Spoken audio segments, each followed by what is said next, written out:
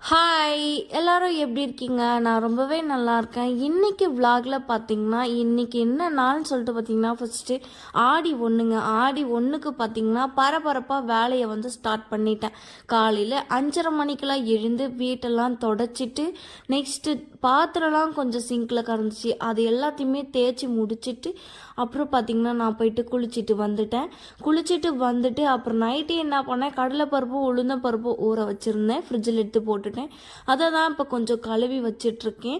உளுந்து பார்த்தீங்கன்னா நான் கருப்பு உளுந்து தான் ஊற வச்சுருந்தேன், அதனால் அது தோல் எடுக்கணும் இல்லையா, அந்த தோலெல்லாம் எடுத்துட்டு அப்புறம் அதில் கொஞ்சம் கல் இருக்கும், அதனால் அரிச்சு எடுத்துக்கிட்டேன்.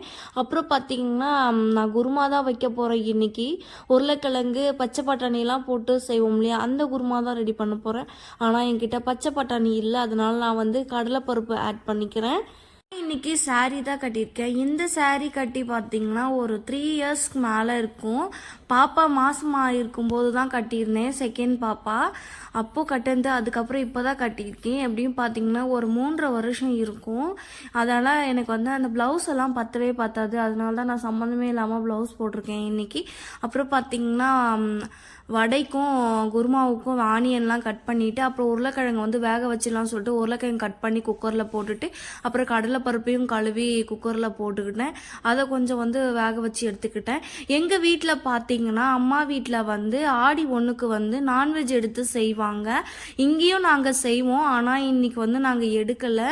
அதனால தான் நான் இன்னைக்கு வந்து குருமா செஞ்சுருக்கேன். அப்படியே செஞ்சாலும் என் ஹஸ்பண்ட் பார்த்தீங்கன்னா சாமிக்கு வந்து படைக்கக்கூடாது அப்படின்னு சொல்லிட்டு சொல்லுவார். அந்த காலத்தில் பார்த்தீங்கன்னா இட்லிலாம் வருஷத்துக்கு ஒரு டைம் தான் செய்வாங்களாம், அதுவும் தீபாவளி டைமில். அதுக்கப்புறம் பார்த்தீங்கன்னா ஆடி ஒன்றுக்கு வந்து செய்வாங்களாம், கறி குழம்பு வச்சு இட்லி வச்சு செய்வாங்கன்னு. ஆனால் இப்போ வந்து நம்ம நினச்சப்ப இட்லி சாப்பிட்றோம், நினச்சப்ப கரெக்டாக இந்த தீபாவளி இந்த ஆடி டைமில் பார்த்தீங்கன்னு வச்சுக்கோங்களேன், பெரியவங்க ஆரம்பிச்சுப்பாங்க. இப்போல்லாம் நினச்சப்ப இட்லி சாப்பிட்றோம், அப்போல்லாம் நம்ம அந்த தீபாவளி டைமில் தான் சாப்பிட முடியும் இட்லியும் அந்த கறி குழம்பும் அப்படின்னு சொல்லிட்டு சொல்லுவாங்க. அதெல்லாம் கேட்கும்போது ஒரு சுவாரஸ்யமாகவே இருக்கும். நிறைய சொல்லுவாங்க, அந்த காலத்தில் இப்படி இருந்தோம் அப்படி இருந்தோம் அப்படின்னு சொல்லிட்டு. இந்த காலத்தில் இருக்கிறதுங்களாம் எங்கே அது மாதிரிலாம் இருக்குதுங்க அப்படின்னு சொல்லிட்டு சொல்லுவாங்க. அப்போ பார்த்தீங்கன்னா ஹெல்த்தியான ஃபுட்டு தான் சாப்பிட்டுட்டு இருந்தாங்க. இப்போ நம்ம என்னென்னா அந்த சோறுனே சாப்பிட்டுட்டு இருக்கோம். சாப்பாடு சாப்பிட்றதுல ஒரு பிரயோஜனமும் கிடையாது, அதில் வந்து நம்மளுக்கு சத்தும் கிடையாது. நம்ம வந்து வெஜிடபிள்ஸ் எடுத்துக்கிட்டால் ரொம்பவே நல்லது. அந்த காலத்தில் பார்த்தீங்கன்னா இந்த கூழ் இந்த களிலாம் சாப்பிடுவாங்க, அவ்வளோ ஹெல்த்தி. அதெல்லாம் இந்த காலத்தில் அதெல்லாம் நம்மளாம் தொடர்றது கூட கிடையாது. எனக்கு வந்து கூழ்னா ரொம்ப பிடிக்கும், நான் கூழ்லாம் நல்லாவே குடிப்பேன்.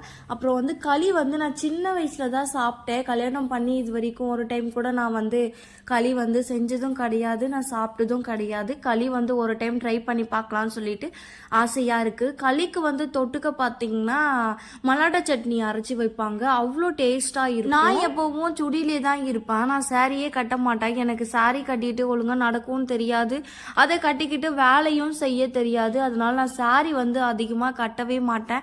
இன்னைக்கு சாமி கும்பிட்றதுனால சரி ஓகே அப்படின்னு சொல்லிட்டு இன்னைக்கு நான் சாரி கட்டியிருக்கேன்.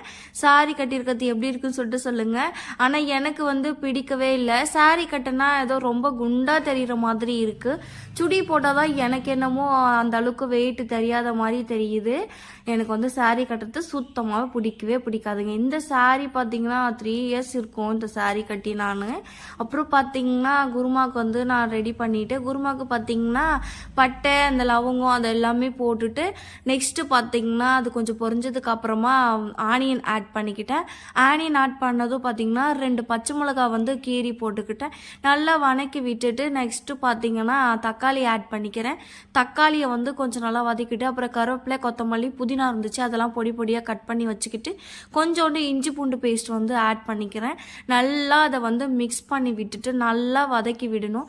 வதங்கினதுக்கு அப்புறம் பார்த்தீங்கன்னா கரம் மசாலா ஆட் பண்ணிக்கிறேன். கொஞ்சோண்டு கரம் மசாலா சேர்த்து செஞ்சுனா ரொம்பவே டேஸ்ட் வந்து நல்லாயிருக்கும். அப்புறம் பார்த்தீங்கன்னா கொஞ்சோண்டு குழம்பு மிளகாத்தூள் ஆட் பண்ணிக்கிறேன்.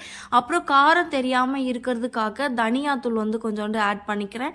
அப்புறம் நான் வந்து உப்பு போட்டு நல்லா வந்து கலரி விட்டுக்கிட்டு கொஞ்சோண்டு தண்ணி மிக்ஸ் பண்ணிவிட்டு கொஞ்ச நேரம் லைட்டாக தண்ணி விட்டுட்டு கொஞ்ச நேரம் அந்த தீ வந்து அதிகமாக வச்சுட்டு கொஞ்ச நேரம் அந்த மிளகாத்தூள் ஸ்மெல்லு போகிற வரைக்கும் நல்லா கொஞ்சம் கலரி விட்டுக்கிட்டேன். அப்புறம் பார்த்திங்கன்னா உருளைக்கிழங்கு போட்டுட்டு அதை வந்து இது பண்ணிவிட்டு ரொம்ப வெந்துடுச்சு, அதனால நான் மசிச்சு விடலை. கரண்டியாலே மசிச்சதுனால அது வந்து டக்குன்னு மசிஞ்சு போச்சு. கடலை பருப்பை வந்து மத்தால வந்து லைட்டாக நான் மசிச்சு வச்சுக்கிட்டேன். கொஞ்சம் முழுசாக தான் இருக்கும், கடிக்கிறதுக்கு நல்லாயிருக்கும் சொல்லிட்டு அதையும் கொஞ்சம் ஆட் பண்ணிவிட்டு அப்புறம் தண்ணி ஊற்றிட்டு நல்லா கொதிக்க வச்சுக்கிட்டேன். இதே மாதிரி உங்கள் வீட்லேயும் ஒன் டைம் ட்ரை பண்ணிவிட்டு சொல்லுங்கள். நிஜமாக நல்லா தான் இருக்கும். கமெண்ட் பண்ணுங்கள் நல்லா இருந்துச்சா அப்படின்னு சொல்லிட்டு. எப்போ நாங்கள் மயான கொல்லைக்கு போகும்போது எங்கள் ஆயா வீட்டில் பார்த்திங்கன்னா காலையில் டிஃபனுக்கு வந்து எங்கள் ஆயா இதை தான் ரெடி பண்ணி வச்சுருப்பாங்க.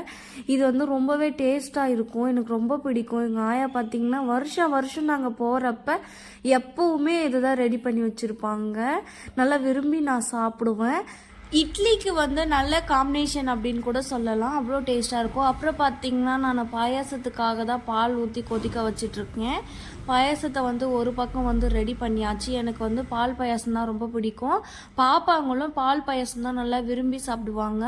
பால் ஊற்றாமல் பாயாசம் செஞ்சோன்னா யாருமே தொடக்கூட மாட்டாங்க. சின்னவா பார்த்திங்கன்னா பாயாசத்தை ரொம்ப விரும்பி சாப்பிடுவா. வடையை தொட்டு அப்புறம் அந்த அப்பளம்லாம் தொட்டு சாப்பிடுவாங்க, ரொம்ப டேஸ்ட்டாக இருக்கும். அப்புறம் பார்த்திங்கன்னா எங்கள் நெய் வந்து தனியாக ஒரு இதில் வச்சு காய்ச்சி அப்புறம் ஊற்றணுமேன்னு சொல்லிட்டு நெய் வந்து இந்த பாயாசத்தில் சூடாக இருக்கும்போது நெய்யை வந்து ஆட் பண்ணிக்கிட்டேன். அப்புறம் வந்து முந்திரியும் திராட்சையும் வந்து வடை சுடுற அந்த வானல்லையே என்ன பண்ணிட்டேன், ஜல்லிக்கரண்டியில் வச்சு வறுத்து எடுத்து கொட்டிக்கிட்டேன். அப்புறம் பார்த்திங்கன்னா வடையும் ஒரு பக்கம் வந்து ரெடி ஆகிடுச்சு. நான் ஃபஸ்ட் டைம் ட்ரை பண்ணியிருந்தேன் இந்த வடை, ஆனால் எனக்கு வந்து அவ்வளோவா பர்ஃபெக்டாக வரலை.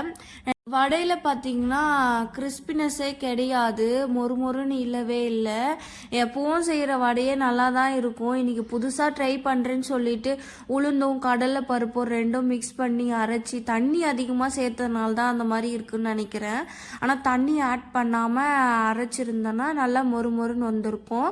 நான் எப்பவுமே கடலைப்பருப்பு வடை மட்டும் தான் செய்வேன், நல்லா டேஸ்ட்டாக இருக்கும். இந்த வாட்டி கொஞ்சம் சொதப்பிடுச்சு, நெக்ஸ்ட் டைம் வந்து நல்லபடியாக செய்யணும்னு சொல்லிட்டு நினச்சிட்ருக்கேன். அப்புறம் பார்த்திங்கன்னா ஒரு பக்கம் இட்லிக்கு வந்து ஊற்றி வச்சாச்சு. எல்லாமே ரெடி பண்ணிட்டேன் நான். வடை ரெடி, பாயாசமும் ரெடி, குருமாவும் ரெடி. இட்லி மட்டும் வச்சுட்டு அதுக்கப்புறம் பார்த்திங்கன்னா நான் விளக்கு தாமல் தட்டு தான் தேய்ச்சிட்டு இருந்தேன். அதை தேய்ச்சி முடிச்சுட்டு அப்புறம் என் ஹஸ்பண்ட் கிட்ட கொடுத்துட்டு வந்துட்டேன் பொட்டு வைக்க சொல்லி. அவர் தான் மஞ்சள் குங்குமம் எல்லாமே வச்சுட்டு இருந்தார். அப்புறம் பார்த்திங்கன்னா பூ போயிட்டு செடியில் போயிட்டு பறிச்சுட்டு வந்தார். அந்த பூவையும் சாமிக்கு வச்சுட்டு சாமி கும்பிட்றதுக்கு ஸ்டார்ட் பண்ணிட்டோம். என் ஹஸ்பண்டுக்கும் பார்த்திங்கன்னா வேலைக்கு வந்து ரொம்பவே டைம் ஆகிடுச்சு. நான் வர திட்டிக்கிட்டே இருந்தேன், ஒரு ஹெல்ப்பு கூட பண்ண மாட்டேன், அப்படியே உட்காந்துட்டு இருக்கேன், எப்படி நான் ரெடி பண்ணுவேன், காலைல 5:30 மணிலேருந்து எழுந்து நான் செஞ்சிட்ருக்கேன், ஒரு ஹெல்ப்புனா பண்ணுறியா அப்படின்னு சொல்லிட்டு திட்டிட்டு இருந்தேன். அதனால் அவர் வந்து எழுந்து மஞ்சள் குங்குமம்லாம் வச்சுட்டு பூவெலாம் வச்சு ரெடி பண்ணி கொடுத்துருந்தாரு. அப்புறம் பார்த்திங்கன்னா வேப்பில் ஒடிச்சிட்டு வரத்துக்கு போயிட்டாரு. அந்த கேப்பில் பார்த்திங்கன்னா நான் மீதி இருந்த பூலாம் வச்சுட்டு விளக்கெல்லாம் ஏற்றிட்டு ரெடி பண்ணிட்டேன். அப்புறம் இலையும் போட்டு எல்லாமே ரெடி பண்ணிவிட்டு அப்புறம் வந்து படைச்சாச்சு. படைச்சிட்டு சாப்பிட்டுட்டு அவர் வந்து கிளம்பி போயிட்டாரு. பாப்பா பார்த்திங்கன்னா வடையும் அந்த பாயாசத்தையும் விரும்பி சாப்பிட்டுட்டு இருந்தா. இந்த விளாக் உங்களுக்கு பிடிச்சிருந்தா மறக்காமல் என்னோடய சேனலை வந்து சப்ஸ்கிரைப் பண்ணிக்கோங்க. நிறைய பேர் பார்க்குறீங்க, ஆனால் என்னோடய சேனலை வந்து சப்ஸ்கிரைப் பண்ணாமல் பார்க்குறீங்க. ப்ளீஸ் சப்ஸ்கிரைப் பண்ணிவிட்டு பாருங்கள். இன்னும் எந்த மாதிரி வீடியோஸ்லாம் போடலான்னு சொல்லிட்டு எனக்கும் ஒரு ஐடியா கொடுங்க, கமெண்ட் பண்ணுங்கள், நானும் ட்ரை பண்ணுறேன். இன்னும் நல்ல வீடியோஸ்லாம் உங்களுக்கு கொடுக்கணும்னு சொல்லிட்டு நான் ஆசைப்பட்றேன்.